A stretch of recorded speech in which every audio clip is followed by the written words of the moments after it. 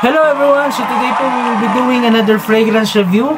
At ang i-review po natin ay ayun, no, this is Stronger With You Oud ng Emporio Armani. At yung katabi po niya dito, this is a dupe of it, no? A dupe of Stronger With You Oud ng K&R Scent Station. So kamusta po ba sila in comparison? At kamusta po ba sila on their own? Stay tuned po! Ayun, so guys, before anything else, before we go sa take ng K&R Scent Station, syempre bibigyan muna natin yung spotlight sa OG. This is Stronger With You Oud ng Emporio Armani, and as you can see, no, pakita ko na rin po yung box, no, aside from the bottle, no, I am liking the theme ng black and gold, no. For me, this is very elegant, no, napaka solid lang, no. So anyway guys, Stronger With You Oud, this is a 2022 release. The perfumer behind this is Cecile Maton, no. Siya din po ang perfumer sa iba pang Stronger With You, of course from the Stronger With You EDT. At sa ngayon po ang latest na ay Stronger With You Amber, no. This is the latest release from the line, and lahat po sila na try ko na, and actually I have owned some of them, of course aside dito sa dalawa, no. Nagkaroon din po ako ng Stronger With You Absolutely, no, nabenta ko na po yung akin, and this is Stronger With You Intensely. This is my favorite sa line, no. Anyway, this is one of the 3 exclusive editions na tinatawag nila, no. Yung exclusive editions, no, of course, Stronger With You Oud, Stronger With You Amber, no, Amber. Guys, later on we will review this one also. At may isa pa po, Stronger With You Leather, na try ko na rin po yung Stronger With You Leather, and this was opened sa Middle Eastern market, no. So anyway, para lang ma-inform tayo kung ano bang line within the flanker, kumbaga, ang Stronger With You Oud. So ayun, the perfume accords, lalagay po natin somewhere dito. Perfume accords, vanillic, may oud, fresh spicy, powdery, and sweet, no. May iba pang accords, we will put it here. Tapos tatlo lang po yung notes na binigay sa atin ng Fragrantica, of course, vanilla, oud, and lavender. Ayan, no. So how do I describe the smell, no? Paano ba natin ma-describe yung scent profile niya? This starts off with this designer's or synthetic kind of oud, no. Yung oud na yon, of course, because this is designer's oud, this is more wearable compared po sa mga ibang animalic oud, kumbaga ng Middle East or ng iba pong mga, say, niche houses, no.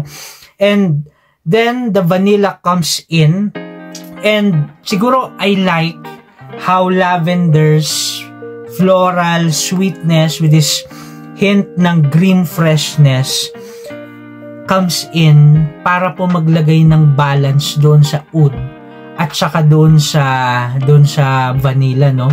Napakaganda lang na fit nung lavender for me. Definitely carrying pa din yung Stronger With You DNA. Alam naman po natin yun, para po sa mga nakatry na yung DNA na yun, no, ng Stronger With You, yung use ng pink pepper, of course yung florals na ginamit, no, and the warm spicy oriental na mga notes, no, and the vanilla that comes in.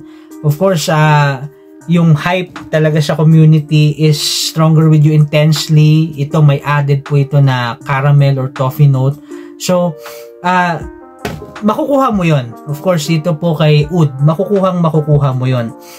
Siguro how do I put this? Siguro guys, imagine Stronger With You Intensely, no, tapos sasamahan mo siya ng Stronger With You Leather. Of course, that's all gold naman na bottle presentation, no. Lalagyan mo siya ng ganon, no, ng leather, Stronger With You Leather, and lalagyan mo siya ng oud, pero babawasan mo yung tamis. Overall, parang ganon po yung make up sa akin ng Stronger With You Oud, no? Parang ganun po siya.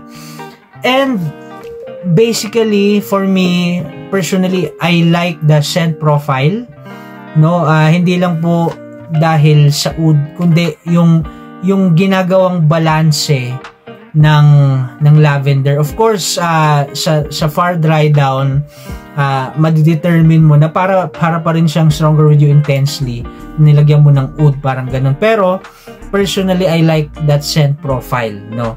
And let's go naman sa dupe, sa clone, no? This is a premix ng K&R Sensation. Mamaya ilalagay po natin yung mga link, no, below. But this is one of their premix, no?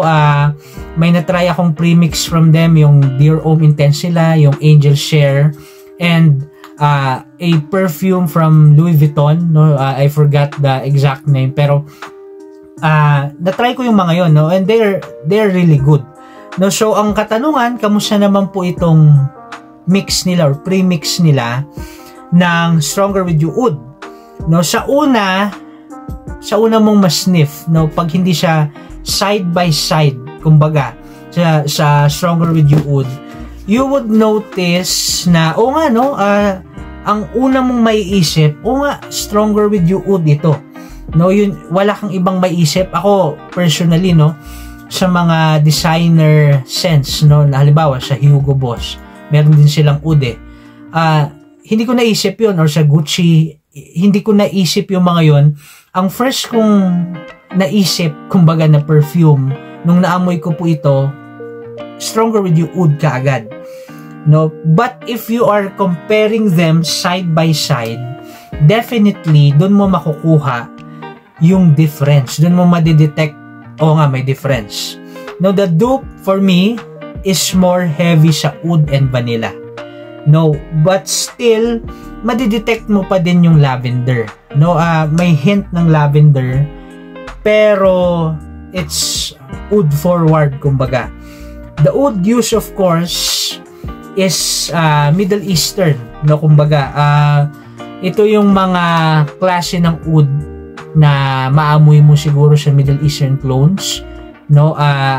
May isa akong naisip kaagad dito sa oud use nito, no? Sa kung anong oud ang ginamit dito. I remember Ard Al Zafran's Oud 24 Hours Majestic Gold. That's supposedly a dupe of Stronger With You Leather. Yun kaagad yung oud use, kumbaga, na na-detect ko dito. And I understand, no, kasi of course the materials available then, no, ganun siguro yung naging use ng oud as compared sa OG.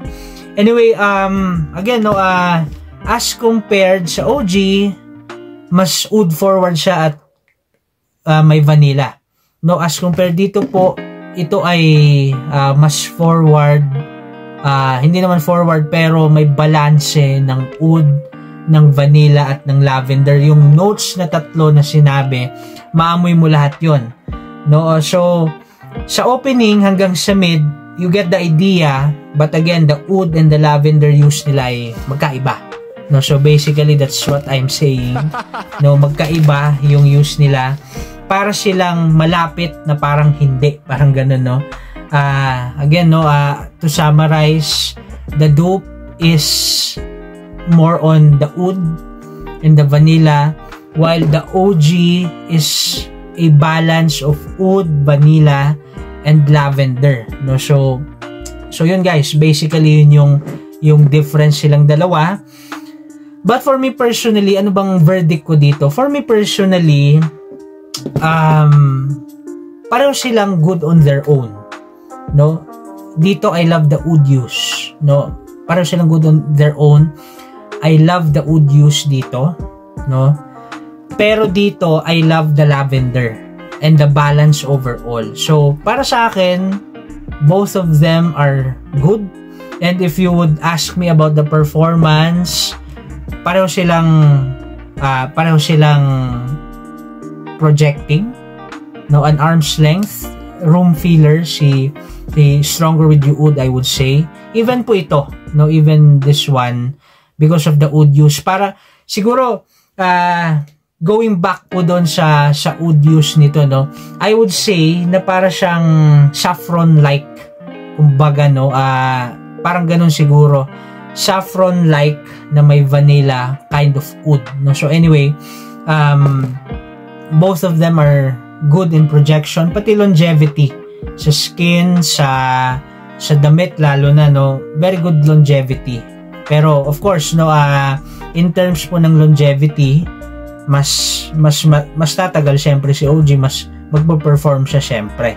So yun guys, basically ito lang yung gusto kong i-share, no. I am impressed dito po sa take, sa blend ng K&R SenStation, and I know na marami na po siguro sa atin ang nakatry na rin ng premix ng K&R SenStation, and siguro this is one of those that you would want to try, lalo if you like the Stronger With You Oud DNA.